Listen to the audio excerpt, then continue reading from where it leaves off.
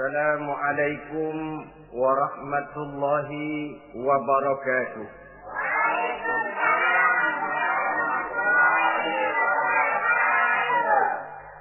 Bismillahirrahmanirrahim. Alhamdulillahi rabbil alamin.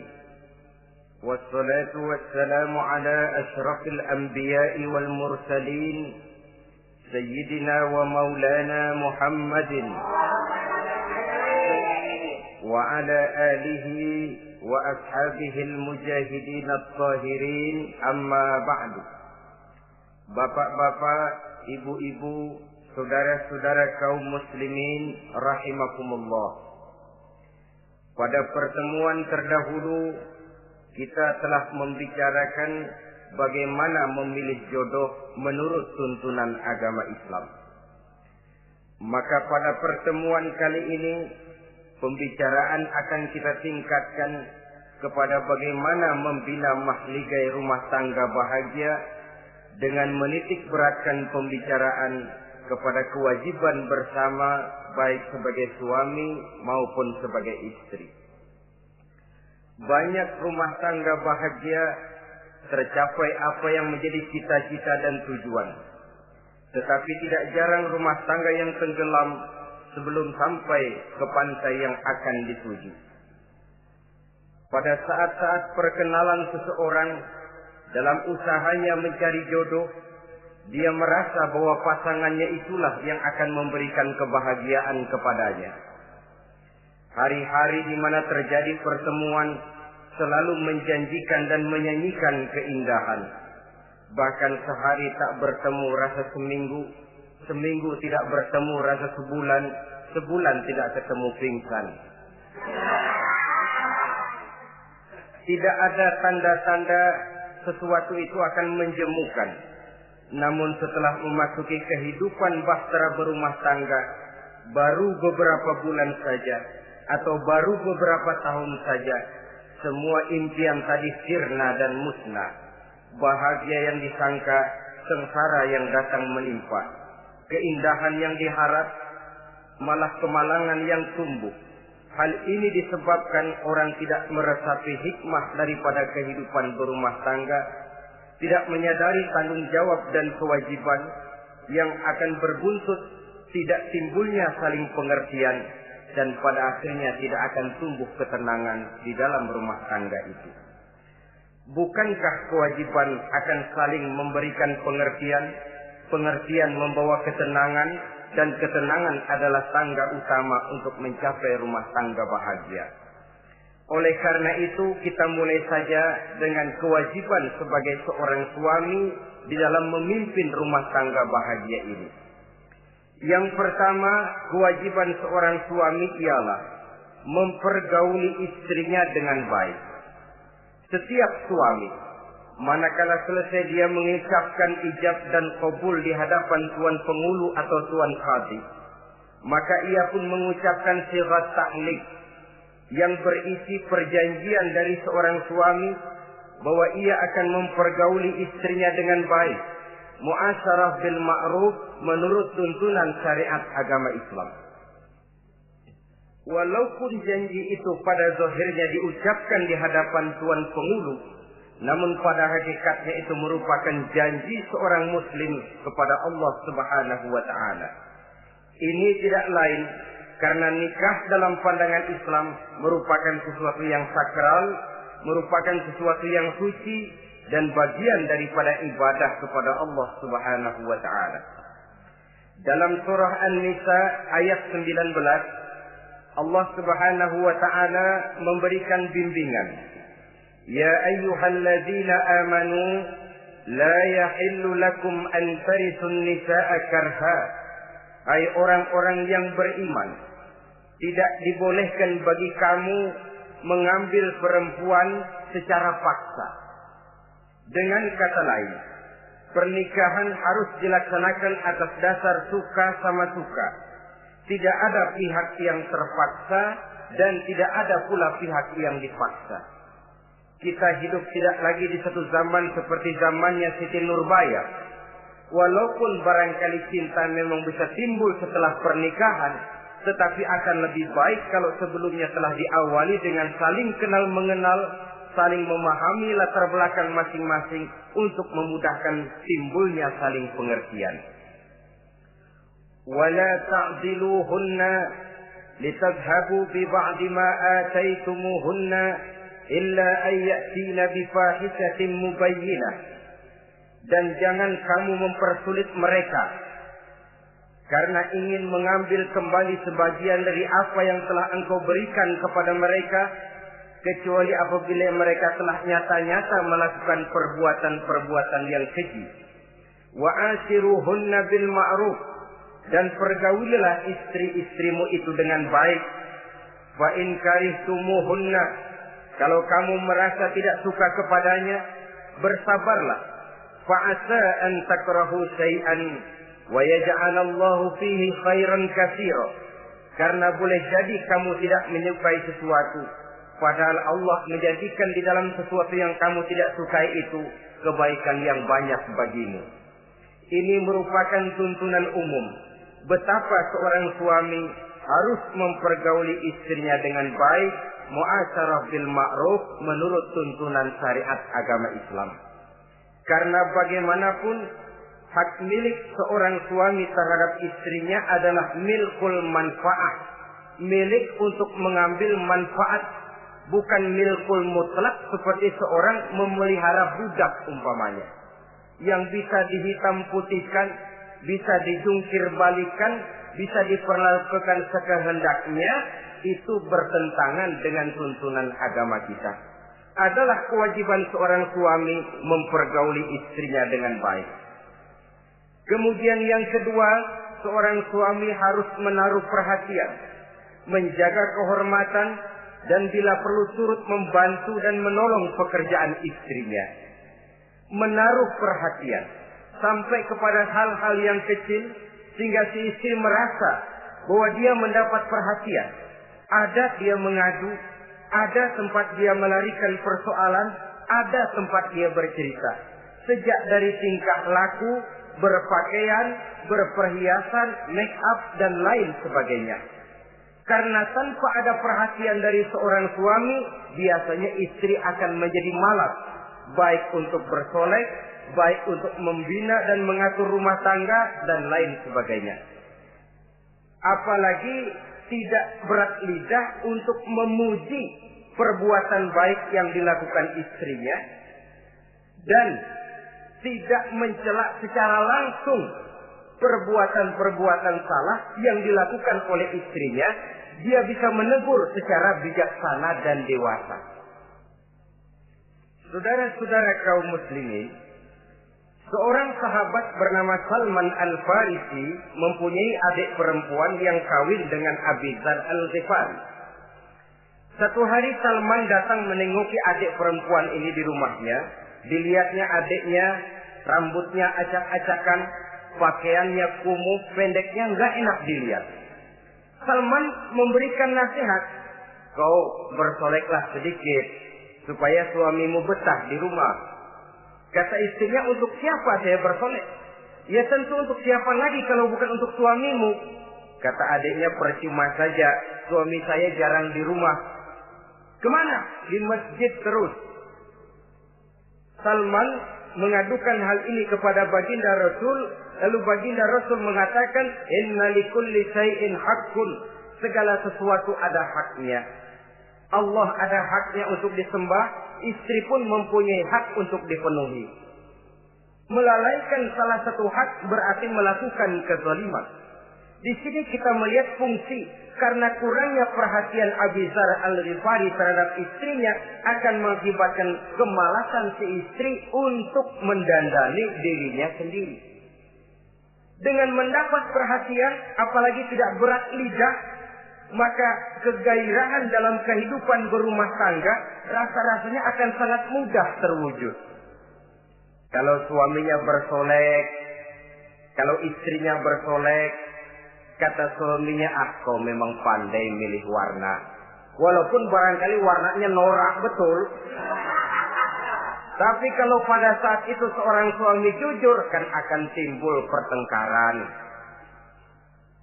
Kadang-kadang Istri bersolek, suami apa katanya?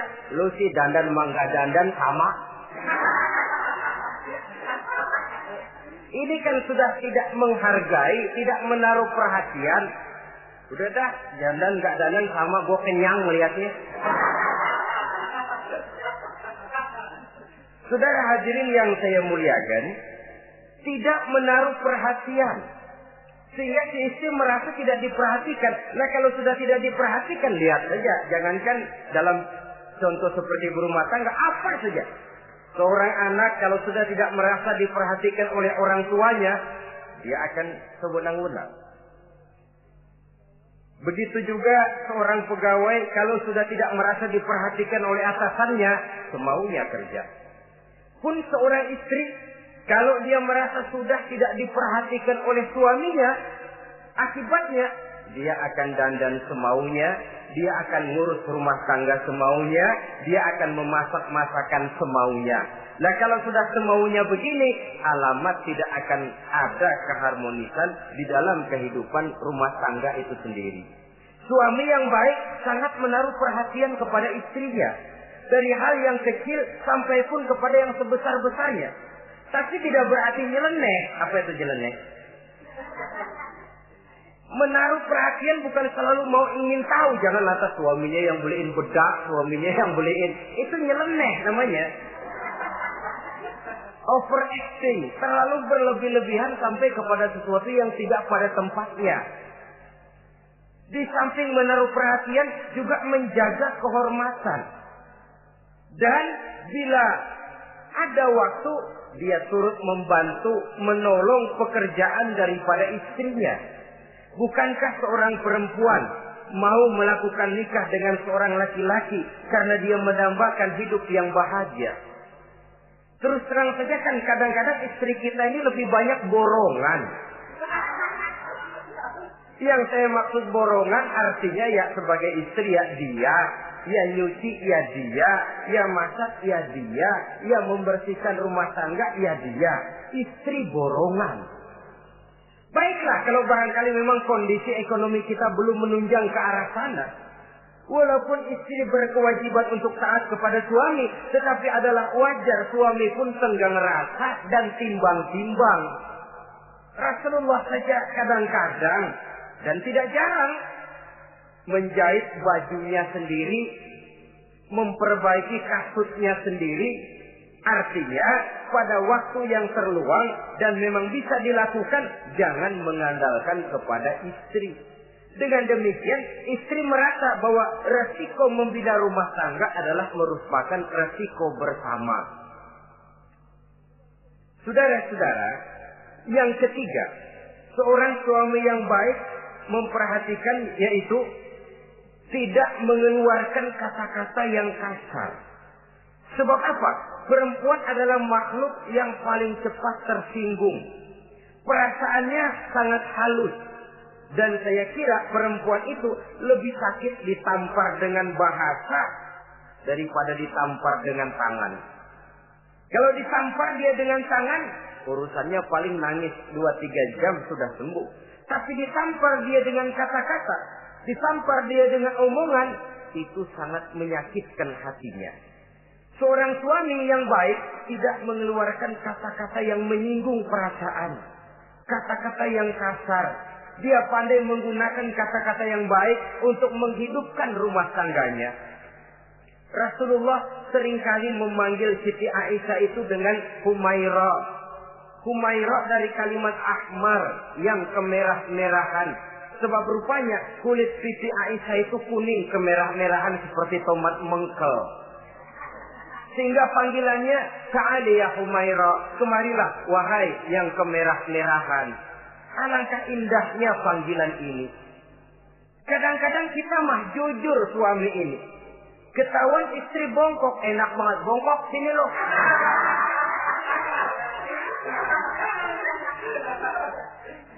Jujur tapi nyakitin. Saudara-saudara, kadang-kadang inilah ya, bahasa perbuatan sangat besar pengaruhnya dalam menciptakan keharmonisan di rumah tangga. Pacaran mah manggilnya yang, Mau kemana yang? Udah endah aja udah.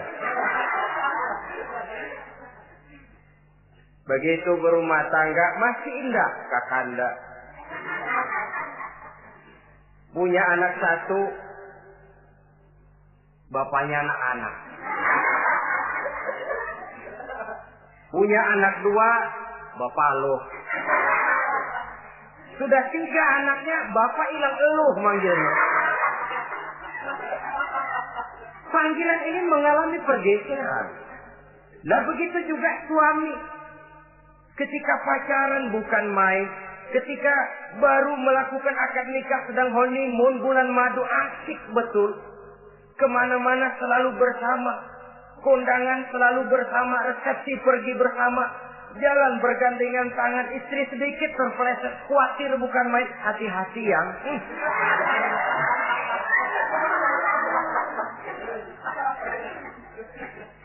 Sudah anak 3, istri ngajak kondangan, kata suami, lo pergi duluan aja dah.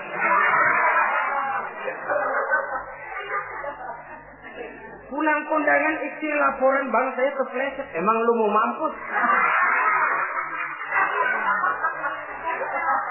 Kejam betul. Hilang panggilan yang tadinya begitu mesra. Saudara hadirin yang saya muliakan, ini kata-kata.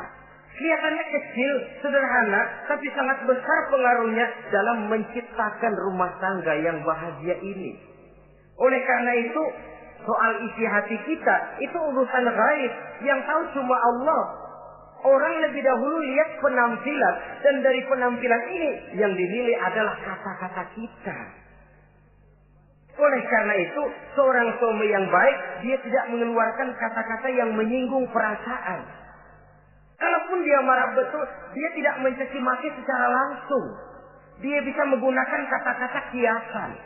Maka agama memberikan tuntunan, kalau seorang suami marah, jangan memukul muka. Dan mukul pun bagian terakhir. Jangan jalan pertama. Kadang-kadang ada juga loh Pak, suami marah sama istri persis korambil gebugin maling. Aduh, gelebuk gak karuan.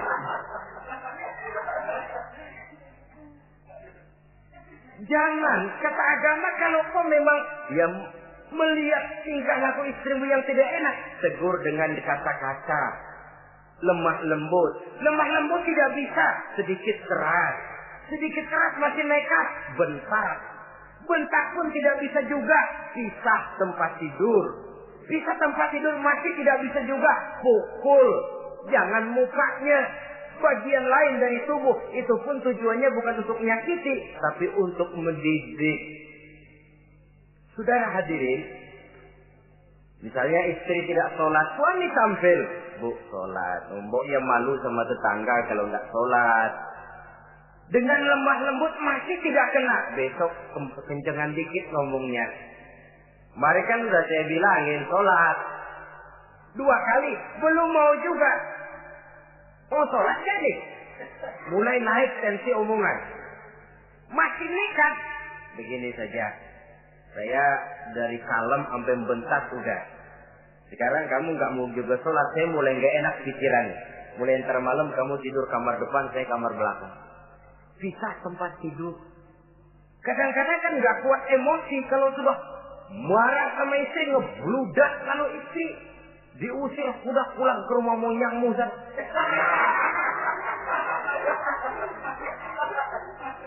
Kata agama jangan, kita tempat tidur saja.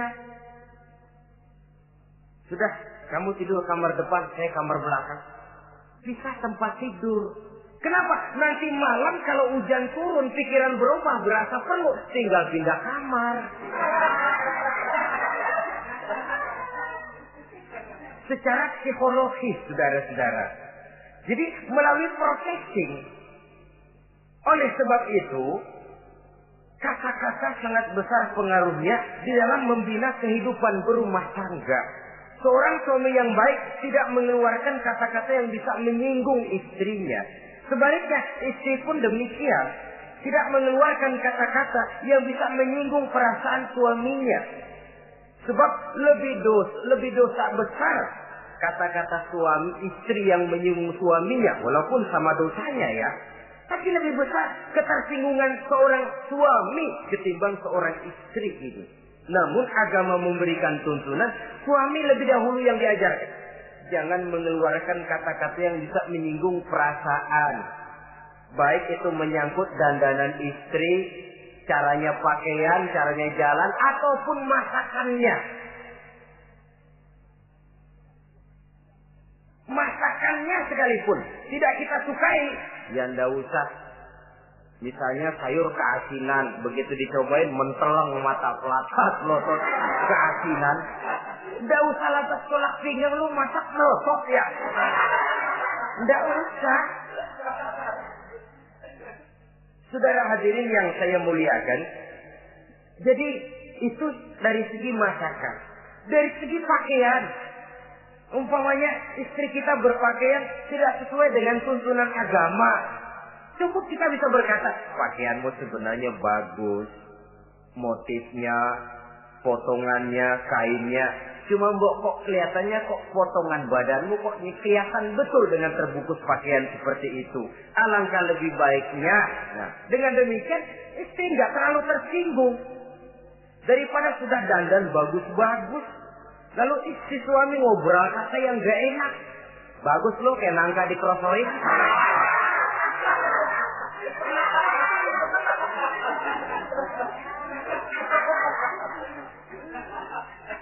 Allahu Akbar. Istri tentu saja tersinggung. Atau dia pakai bedak berlebihan.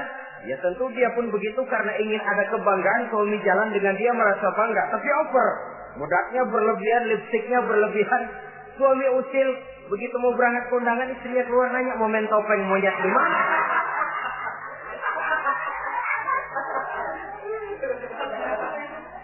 Tentu dia akan tersinggung karenanya. Jadi saudara-saudara, ini yang ketiga. Yang keempat, seorang suami yang baik jangan memberikan pekerjaan di luar batas kemampuan istrinya. Loh, tugas istri itu nyaris 1 kali 24 jam. Seorang suami, bagaimanapun payah dia bekerja, pulang dia bisa istirahat, tidur malam dia bisa tidur dengan nyenyak. Tapi seorang istri, apalagi dia punya anak kecil, bayi misalnya, itu nyaris jam kerjanya 1 kali 24 jam. Sejak bangun tidur sampai tidur lagi, bahkan tidurnya pun selalu diusik oleh anaknya. Anaknya kalem, bapaknya ngusik.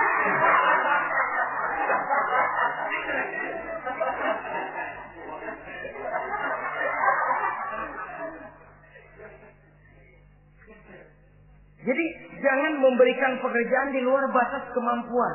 Kata pepatah, "Iza aradta an tuta'a fasal ma yustata." Apabila kamu ingin ditaati, perintahkan apa yang orang mampu mengerjakan.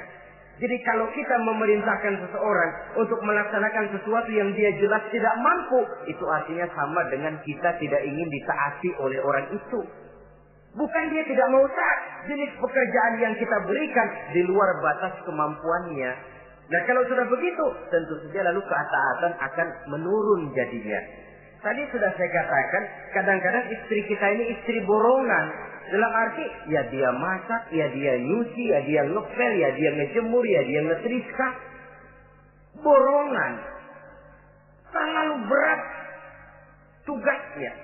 Oleh karena itulah seorang suami yang baik, dia harus tenggang rasa, timbang diri, tidak memberikan pekerjaan yang di luar batas kemampuan daripada istrinya. Kalau tidak mampu karena merasa dimanjakan oleh istri suaminya. Karena merasa dapat angin dimanjakan, mestinya mampu, lalu berpura-pura tidak mampu. Apalagi istrinya suaminya sedikit-sedikit mau menolong dia. Jadi posisi ini nanti bisa berbalik loh. Karena terlalu memanjakan istri bisa membludak. Akhirnya suami yang nyuci, suami yang ngerika, istri tidur. Walaupun tentu saja tidak jelek, tetapi itu sudah overacting namanya. Saudara hadirin yang saya muliakan, itu yang keempat. Yang kelima, kewajiban seorang suami yang baik, ia mencukupkan belanja rumah tangga. Cukup itu relatif. Cukup menurut ukuran standar kemampuan kita. Sebab kemauan kita mungkin tidak terbatas. Tapi kemampuan kita yang terbatas.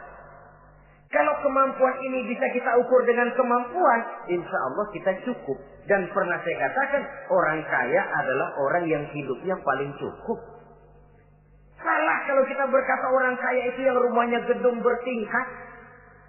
Tidak betul orang kaya itu yang mobilnya 5, yang gajinya jutaan, yang kebunnya lebar, yang pabriknya luas. Tidak. Orang kaya, orang yang hidupnya cukup. Orang miskin, orang yang selalu merasa kurang. Jadi kalau ingin jadi orang kaya, resepnya gampang sekali. Cukup dengan apa yang diberikan Allah, kita sudah kaya. Tapi kalau ingin miskin, maka bukalah mata selebar-lebarnya.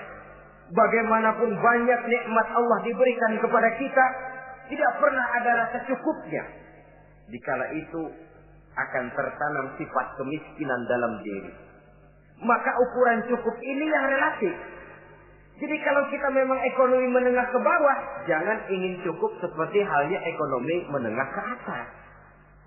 Nah, saudara-saudara, di samping belanja rumah tangga yang menyangkut makan, minum, pakaian dan sebagainya, bila ada kelebihan rezeki, juga perhiasan untuk istri. Karena istri itu zinatul hayatid dunia, perhiasan hidup di dunia. Jangan lalu berat hati, kan suami yang peres keringat, banting tulang, pergi pagi pulang sore. Mestinya suami dulu dong, cukupi pakaiannya. Betul, kelihatannya memang begitu, tapi jangan lupa istri kita bagian daripada hidup kita. Baik dia dilihat orang, baik kita disebut orang. Jelek dia dipandang orang, jelek juga kita disebut orang. Dia adalah bagian daripada kehidupan kita. Orang kan sering bilang tuh, Mpo Ano, kenapa? Gue gerah banget ngeliatnya. Emang kenapa? Emang kenapa dia? Ke pasar pakai kutang doang.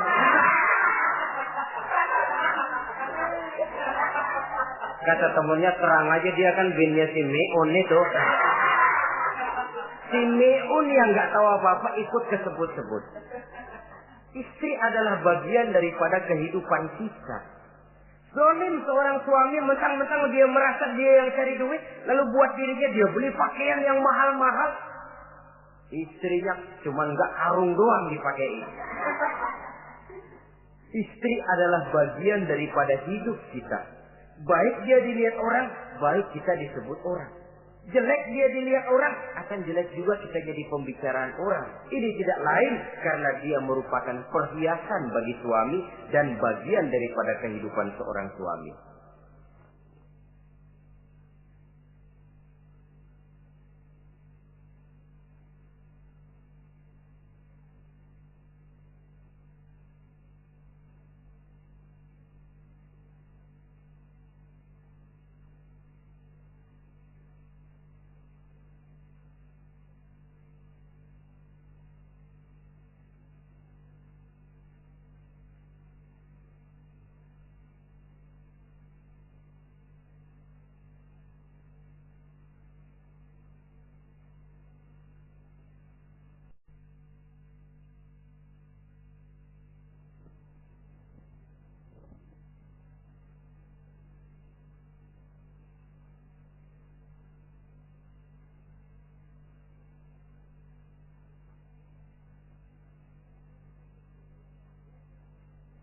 Adalah satu perbuatan zalim misalnya, kalau seorang suami manakala dia beroleh rezeki parkir di restoran. Kalau tidak ada duit baru dia pulang ke rumah. Sementara dia enak makan makanan yang serba nikmat dan lezat di restoran yang serba ada, istrinya di rumah cukup kangkung saja sama toge. Adalah satu perbuatan yang zalim dan istri berhak menuntut karena itu memang merupakan haknya. Begitu besar nilai pahala memberikan nafkah ini, Sampai-sampai Nabi dalam hadis yang diriwayatkan oleh Imam Muslim dan Ahmad bersabda, dinarun anfaqtahu fi sabilillah wa dinarun anfaqtahu ala rukbatin wa dinarun tasaddaqta ala miskin wa dinarun anfaqtahu ala ahlika a'zamuha ajran allazi anfaqtahu ala ahlika. Uang yang kamu belanjakan di jalan Allah, uang yang kamu belanjakan untuk membebaskan budak, uang yang kamu sedekahkan kepada orang miskin, dan uang yang kamu belanjakan untuk nafkah keluargamu, pahalanya itu lebih besar uang yang kamu belanjakan untuk nafkah keluargamu. Ya Allah. Jadi rupanya nilainya sedemikian besar. Saudara hadirin yang saya muliakan, ini kewajiban yang keempat. Yang kelima maksud saya. Yang keenam, kewajiban seorang suami, dia berusaha untuk meningkatkan pengetahuan daripada istrinya. Membimbing. Sebab selain daripada berfungsi sebagai seorang suami, dia juga adalah guru daripada istrinya. Kalau dia tidak bisa membimbingnya secara langsung, setidaknya doronglah istrinya untuk ikut menghadiri pengajian, majelis-majelis taklim, bergaul dengan ustazah-ustazah, sehingga terdapatlah peningkatan pengetahuan. Paling kurang pergaulannya bertambah luas, cakrawala pandangannya juga tidak jadi sempit karenanya. Sebaliknya, peluang ini pun harus dimanfaatkan oleh istri dengan sebaik-baiknya, dengan niat yang ikhlas keluar dari rumah untuk mencari ilmu pengetahuan. Yang repot kadang-kadang dari rumah berangkat ngaji, sampai di pengajian suaminya diakur-akurin.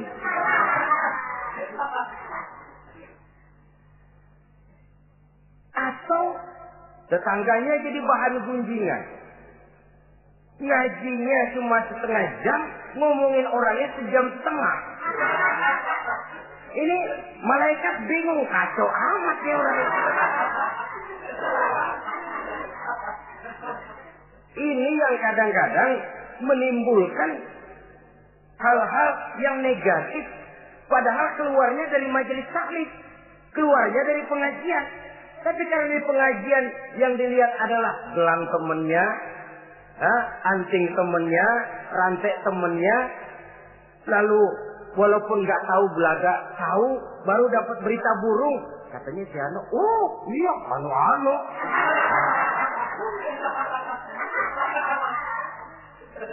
Saudara hadirin yang saya muliakan, akhirnya nanti kan suami jadi pegel.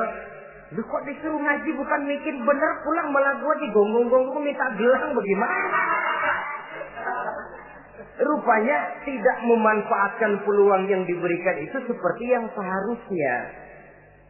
Jadi kalau memang seorang suami tidak bisa membimbing istrinya dalam arti meningkatkan ilmu pengetahuannya, doronglah dia, berikan kesempatan untuk menghadiri pengajian, majelis-majelis taklim yang akan lebih membuka nuansa pergaulan, lebih meluaskan pandangannya, dan ada refreshing. Nah ini penting. Apakah kita suami ini pernah membayangkan bagaimana kalau kita 1 kali 24 jam mesti ada di rumah saja? Tiap hari menghadapi yang itu juga. Apa tidak timbul kejenuhan? Kalau kita begitu, apa istri kita juga tidak begitu? Karena itu sangat bijaksana kalau ada waktu luang, Boya ajaklah istri dan anak-anak makan di rumah makan. Kalau ada kelebihan rezeki loh ini ya. Tapi jangan maksa-maksa. Karena terlalu ingin lalu ngutang dulu sama temen. Itu juga nggak betul. Niatnya baik, cuma ngutangnya itu nanti yang jadi nggak betul. Ya refreshing, relax, santai. Apa itu ke Taman Safari, apa itu ke Bogor. Supaya istri ini merasa ada selingan dalam hidup. Tidak jenuh, tidak monoton. So kalau dia jenuh, akhirnya kan wah ublek-ublek di depan dapur mulu.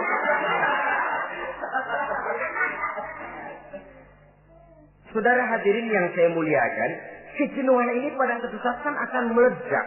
Nah, kalau meledak tanpa tersalurkan,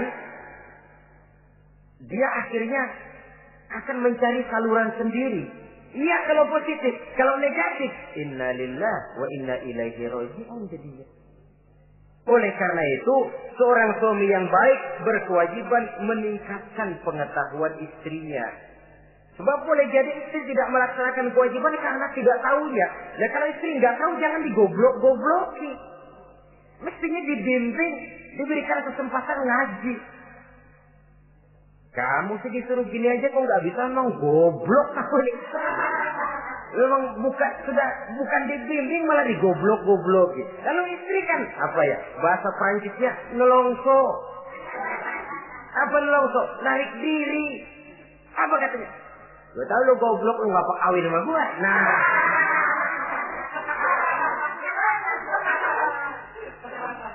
Atau pada kata yang lebih nggak enak, gue digoblok-goblokin juga, dipakai juga. Nah.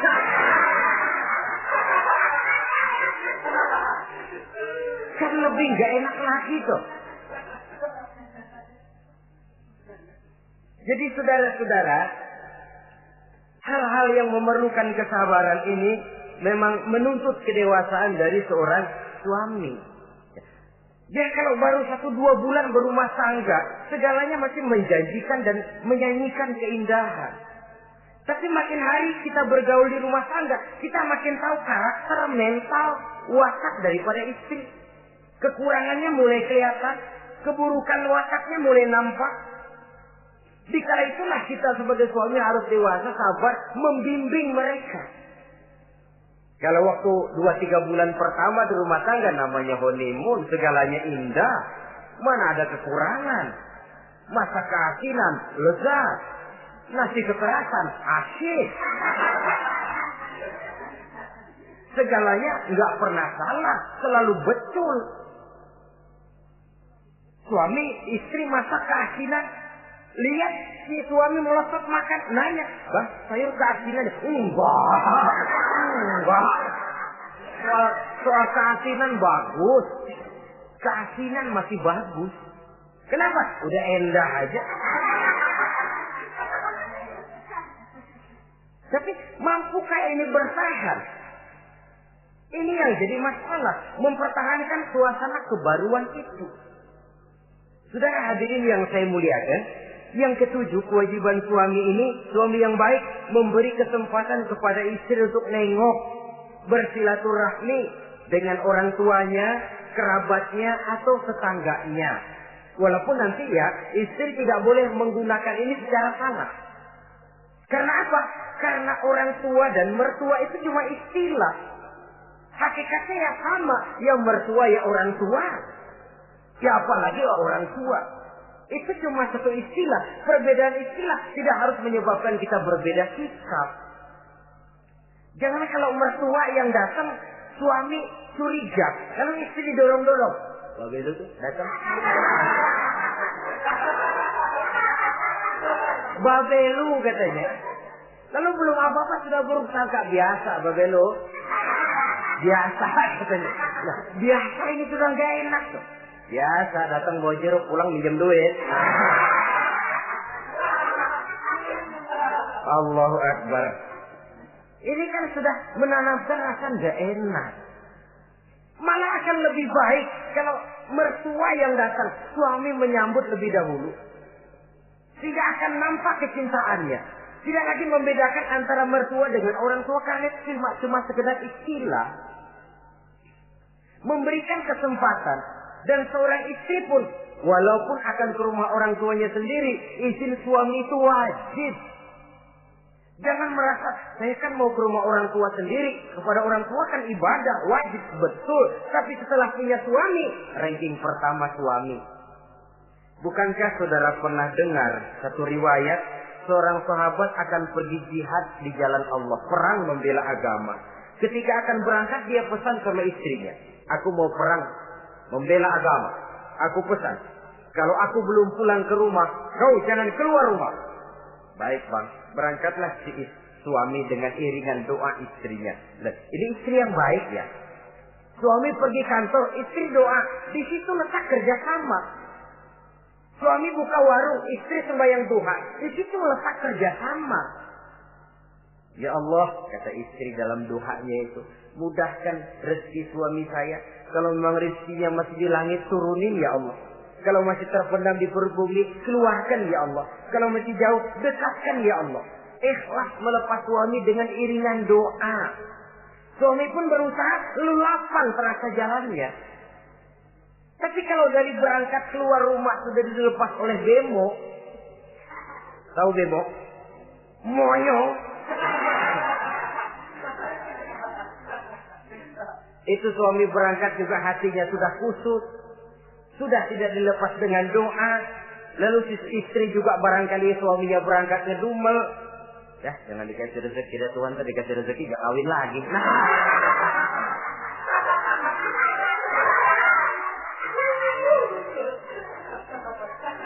Kalau sudah semacam ini yang terjadi, bukankah masing-masing yang berangkat pikiran kusut, yang melepas pun pikiran gak enak jadinya.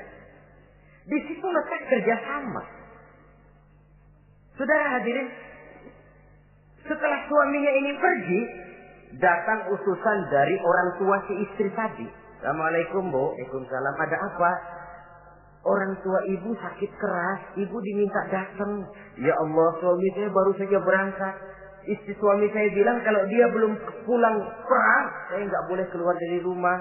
Tolong sampaikan maaf saya kepada orang tua saya belum bisa datang karena suami saya pesan begitu. Pulang utusan ini. Besok balik lagi. Gimana? Aduh Bu, orang tua ibu makin parah. Kelihatannya nggak ada harapan datang dah sebelum menghembuskan nafas yang terakhir. Suami saya belum pulang. Saya nggak berani keluar rumah sebab begitu pesannya. Sudah, pulang saja. Saya ikut doa mudah-mudahan orang tua cepat sembuh. Besoknya hari ketiga utusan ini datang lagi. Bagaimana? Sudah meninggal Bu. Barangkali sebelum dikubur ibu masih mau ketemu. Maaf saja. Bagaimanapun berat hati saya, suami saya belum pulang. Pesannya tadi begitu. Ini rupanya utusan kesel. Ini orang sama orang tua sendiri gini-gini amat. Lalu lapor kepada baginda Rasul. Apa jawab beliau? Baginda Rasul malah berkata, dosa orang tua yang meninggal ini sudah diampuni oleh Allah karena dia mempunyai anak perempuan yang begitu taat kepada suaminya. Allahu Akbar.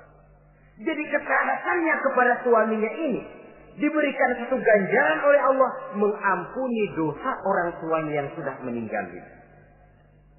Jadi jangan merasa mentang-mentang mau ke rumah orang tua sendiri selonong boy. Hah? Selonong boy, masa bodoh laki mau tahu nggak tahu, pokoknya gua ke rumah orang tua gua sendiri. Jangan lupa setelah berumah tangga, ranking urusan pertama suami, setelah itu barulah orang tua. Saudara hadirin yang saya muliakan, begitu juga istri yang baik mendapat izin dari suaminya. Bu, tolong ambilin uang di dompet. Sudah izin. Istri yang baik, dompet-dompetnya dibawain. Ini saja Bang, ambil sendiri. Nanti saya ambil 10.000, merasa kurang 20.000, lagi ambil saja sendirilah. Lain dengan istri yang nyelongcong, laki pergi mandi, dompet acak-acakan.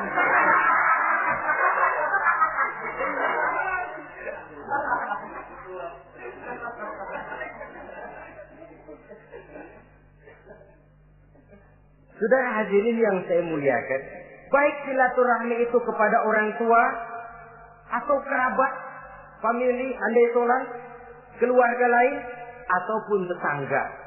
Tetangga itu perlu sepanjang dia menghasilkan nilai-nilai positif. Karena memang kita makhluk bermasyarakat. Yang tidak boleh kalau dengan bertetangga itu lalu menghasilkan hal-hal yang negatif.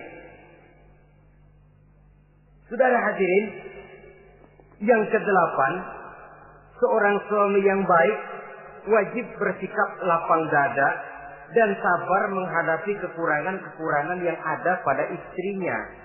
Lapang dada dan sabar. Sebab memang membangun manusia itu lebih sulit dari membangun jembatan. Kalau memperbaiki jembatan mungkin seminggu 2 minggu selesai. Tapi memperbaiki watak seseorang memerlukan waktu lama. Prosesnya diperlukan kesabaran, sikap lapang dada dan sebagainya. Seorang suami harus bersikap lapang dada dan sabar menghadapi kekurangan-kekurangan yang ada pada istrinya.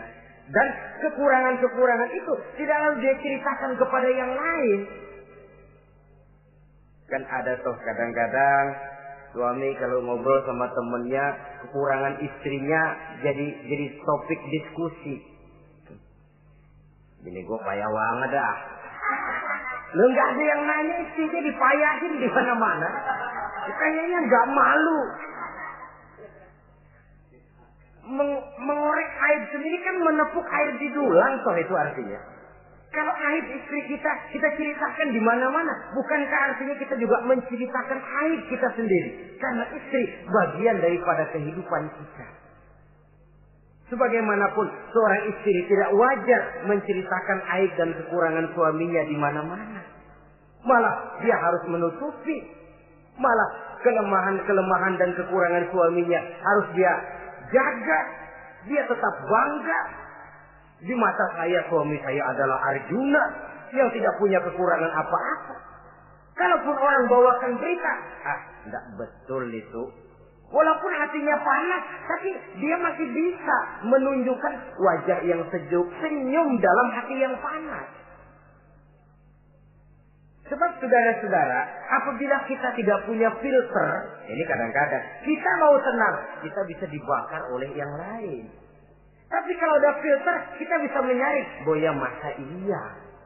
Sehingga dengan demikian, sikap lapang dada dan kesabaran ini, walaupun diutamakan adalah merupakan kewajiban suami, juga sekaligus merupakan imbangan daripada si istri.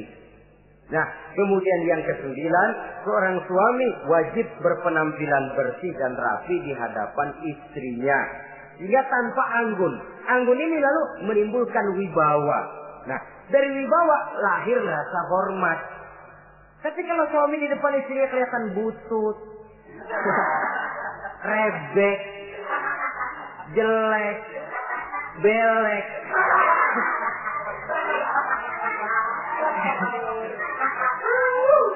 kata istrinya jodoh gua apes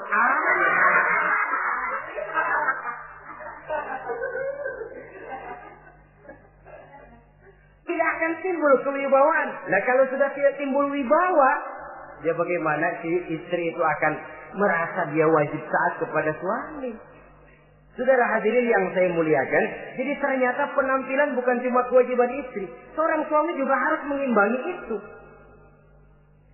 Sehingga dengan demikian keserasian dalam kehidupan di rumah tangga itu akan terasa jadinya. Nah, inilah pada prinsipnya kewajiban daripada suami. Lalu kemudian apa kewajiban istri? Yang pertama, saudara-saudara, terutama ibu-ibu tentu, istri itu berkewajiban untuk taat dan patuh kepada suaminya. Sepanjang perintah suaminya itu tidak untuk bermaksiat kepada Allah. Jangankan amalan yang mubah, amalan yang sunnah saja tidak diizinkan oleh suami, masih dikerjakan oleh istrinya. Dosa. Itu amalan sunnah. Misal saja ini ya. Suami kebetulan ngambil cuti. Hari Senin ada di rumah. Begitu malam Senin, kata si istri, "Bang, besok kan hari Senin, saya mau puasa sunnah." Karena istrinya santri, biasa puasa Senin Kemis. Kata suaminya, "Lu tega amat, gua tumben perek Senin. Senin ada di rumah lalu mau puasa, gua lu suruh ngapain?" Umpamanya lo ya, umpama.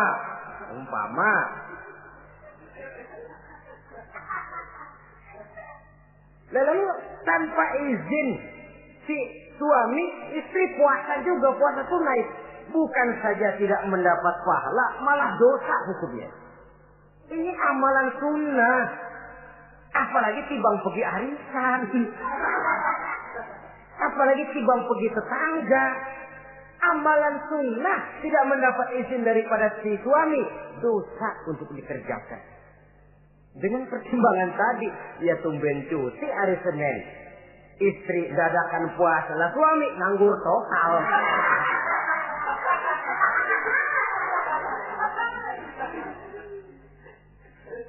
Saudara hadirin yang saya muliakan, Nabi bersabda, "Ayyuma imra'atin matat wa zawjuha anha radin illa dakhalatil jannah."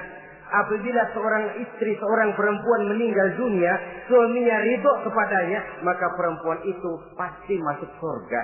Ini artinya kalau seorang perempuan meninggal dunia, ya dia suka ngaji, ya puasa Senin Kemisnya rajin, ya sujudnya hebat, tapi dia meninggal suaminya enggak ridho, pintu surga belum dibukain sampai suaminya ridho kepadanya. Ini begitu besar kewajiban untuk taat. Nah, di sini suami wajib ngimbangi. Jangan mentang-mentang istri wajib taat, lalu suami overacting, kerjanya cuma tulak pinggang sama nunjuk. Lo, kalau gue bilang nyungsep, ya enggak. Contoh dari baginda Nabi tadi sendiri kok, beliau itu menjahit bajunya, memperbaiki kasusnya. Yang bisa, ya kerjakan, nggak usah ngandeli. Saudara hadirin, yang kedua, seorang istri berkewajiban untuk memperlihatkan budi pekerti yang baik kepada suaminya. Lah, budi pekerti itu yang baik yang bagaimana? Yang diisyaratkan oleh Nabi. Apa kata beliau? Khairun nisa, perempuan yang baik ialah man sarratka iza absorta, yaitu yang mengembirakan kamu apabila kamu memandang kepadanya. Satu, ini termasuk budi pekerti yang baik.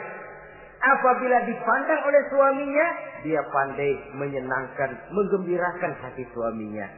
Jadi tolong ibu-ibu, jadilah istri yang siap pakai. Nah itu tuh, itu istilahnya, anytime already standby.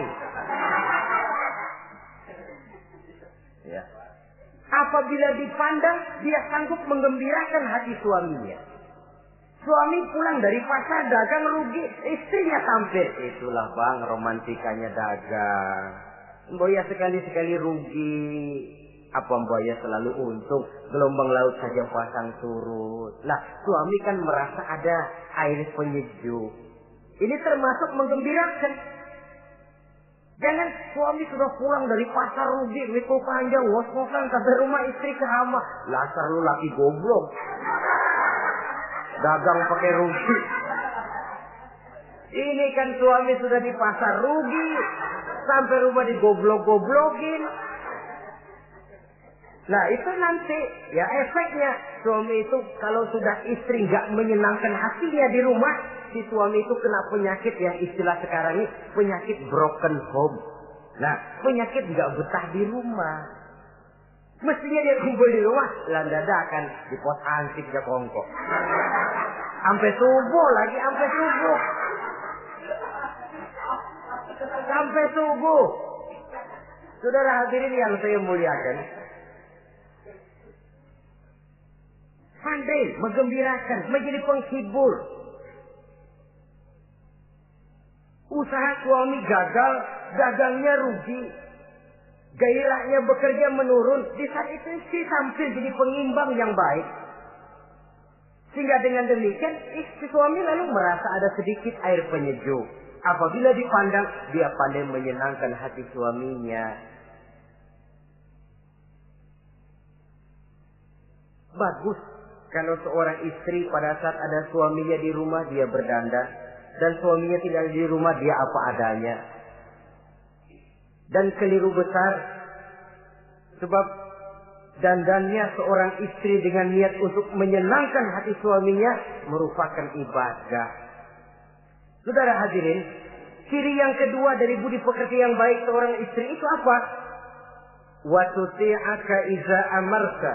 Kalau diperintah, dia taat kepadamu. Diperintah, dia taat sepanjang perintah itu tidak untuk bermaksiat kepada Allah. Yang ketiga lagi cirinya, watahfazu ghibataka fi nafsiha wa malika. Dia dapat menjaga diri baik pada waktu kamu tidak ada, baik menjaga dirinya sendiri ataupun menjaga hartamu. Tidak menggunakan kesempitan di dalam kesempitan. Ini ciri dari budi pekerti. Yang ketiga, sekarang kewajiban seorang istri dapat mengatur rumah tangga dengan baik dan rapi. Mengatur rumah tangga itu kan tidak perlu biaya yang mahal-mahal. Asal ditempatkan pada tempat yang serasi, komposisi warna yang cocok, tidak perlu perhiasan yang mewah-mewah. Orang lalu terkesan, rumahnya ini sejuk ya. Kenapa? Tata ruangannya kok enak dilihat, apik. Enggak karena mentang-mentang semua kepengen dilihat orang, semua ditaruh di ruang tamu. Sampai tempayan piring naik ke ruang tamu semua. Walaupun mahal, tapi kalau tidak pada tempatnya kan orang lalu, ini kok terlalu amat ya. Dapat menata. Dan menata ini tentu karena pergaulan. Saudara hadirin yang saya muliakan, sehingga dengan demikian ada suasana kebetahan. Orang di rumah itu merasa seperti, itulah yang dikatakan Nabi, baiti jannati, rumah tanggaku laksana surga bagiku. Laksana kebun, tempat di mana kita melepaskan lelah, tempat di mana kita menemukan ketenangan, tempat di mana kita menemukan refreshing dari segala kejenuhan dan kelelahan akibat tugas-tugas yang kita hadapi, baik di kantor, di tengah masyarakat, di pasar dan lain sebagainya. Yang keempat, jangan menambah kesulitan suami. Syukur kalau malah bisa membantunya. Bahwa ada seorang istri yang bekerja itu bagus, asal bisa menjaga diri dan bisa menjaga kepercayaan dan kehormatan daripada suaminya. Dan suami pun yakin bahwa jenis pekerjaan yang dikerjakan oleh istrinya itu tidak bertentangan dengan agama. Tapi malah kalau si suami yang mempekerjakan istrinya, mengeksploitir istrinya, ini zalim. Istrinya yang disuruh kerja, suami ongkang-ongkang kaki di rumah, istrinya yang keras keringat banting tulang. Ya kalau kerja, kalau dikerjain lebih parah lagi. Kan tidak sedikit toh problema rumah tangga semacam ini. Sehingga dengan demikian akhirnya apa? Kendali rumah tangga di tangan istri. Karena istri merasa dia yang cari duit. Istri merasa dia yang berusaha. Kenapa dia tidak mengendalikan rumah tangganya? Dikala itu jatuhlah suami di bawah komando istrinya. Hilang wibawa, hilang karisma, tidak ada ketakutan. Malah akhirnya berbalik seolah-olah si suami jadi istri dan si istri menjadi suami. Apalagi di zaman seperti sekarang. Walaupun pekerjaan sulit, tapi mereka yang punya wajah cantik, mudah senyum, gampang bergaul, dan mau obral. Tentu banyak saja lapangan kerja yang nyata-nyata bertentangan dengan agama. Nah, yang terakhir, kewajiban daripada istri ialah hemat, cermat, rajin, dan pandai menyimpan. Kalau dia dibelikan perhiasan oleh suaminya, niatnya tidak lain. Pertama, menyenangkan hati suaminya. Yang kedua, berjaga-jaga kalau nanti ada kesulitan, toh perhiasan ini bisa dimanfaatkan. Tidak untuk show, tidak untuk sombong-sombongan, tidak untuk hebat-hebatan, tapi dua hal yang jadi pilihan utama tadi. Dengan sikap hemat, cermat, rajin, dan pandai ini, menyimpan, memanfaatkan, dan menggunakan, maka nilai ekonomi di rumah tangga insya Allah akan mengalami stabilnya. Dengan demikian saudara-saudara, secara sepintas kewajiban suami dan istri sudah kita bicarakan. Dengan saling melaksanakan kewajiban akan timbul saling pengertian. Dari pengertian akan timbul ketenangan. Dari ketenangan insya Allah akan terwujud rumah tangga yang bahagia. Insya Allah nanti pembicaraan akan kita lanjutkan yang mengenai kewajiban bersama dan kewajiban orang tua terhadap anak-anaknya. Mudah-mudahan ini bermanfaat. Terima kasih atas perhatian saudara. Mohon maaf atas segala kekurangan. Usikum wa nafsi bitaqwallah. Wassalamualaikum warahmatullahi wabarakatuh.